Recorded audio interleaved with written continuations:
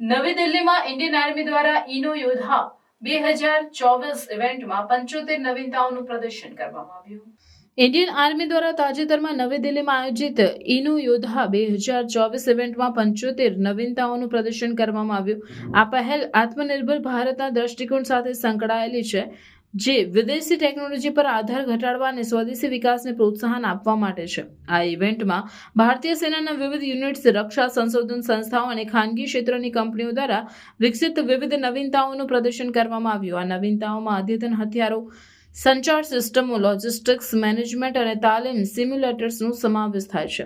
મુખ્ય નવીનતાઓમાં એક અદ્યતન હથિયાર, પ્રિસિઝન ગાઇડ્સ મ્યુનિશન્સ, અદ્યતન રાઇફલ્સ અને સર્વેલન્સ અને કોમ્બેટ ઓપરેશન માટેની UAVs સહિતના નવા હથિયાર સિસ્ટમો રજૂ કરવામાં આવ્યા. બીજું, સંચાર સિસ્ટમો, ક્ષેત્રના ઓપરેશનર્સ માટે મજબૂત અને એન્ક્રિપ્ટેડ સંચાર ચેનલ્સ સુનિશ્ચિત કરવા માટેની સુરક્ષિત સંચાર ટેકનોલોજીનો હાઇલાઇટ કરવામાં આવી.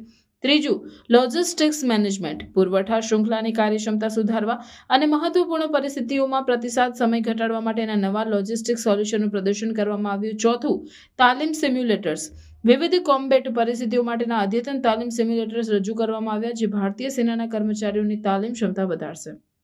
સ્વાવલંબનને પ્રોત્સાહન. સેના મુજબ જનરલ મનોજ પાંડેએ રક્ષા ટેકનોલોજીમાં સ્વાવલંબનના મહત્વ પર ભાર મૂક્યો. તેમણે જણાવ્યું કે આ નવીનતાઓ ભારતની અદ્યતન સૈન્ય ટેકનોલોજીને વિકસાવવાની ક્ષમતાઓનો પુરાવો છે. ઇવેન્ટમાં ભારતીય સેનાની રક્ષા સંશોધન સંસ્થાઓ અને ખાનગી ક્ષેત્રની સહયોગી પ્રયાસોને પણ રેખાંકિત કરવામાં આવ્યા છે. ભવિષ્યના દ્રષ્ટિકોણ. ઇનો યોદ્ધા 2024માં પ્રદર્શિત નવીનતાઓ આગામી વર્ષમાં ભારતીય સેનાના ઓપરેશનલ ફ્રેમવર્કમાં સંકલિત થવાની અપેક્ષા છે. આ માત્ર સેનાની કોમ્બેટ રેડિનેશનને વધારશે નહીં, પરંતુ ભારતને રક્ષા ટેકનોલોજીમાં વૈશ્વિક નેતા બનાવવાના વ્યાપક લક્ષ્યમાં પણ યોગદાન આપશે.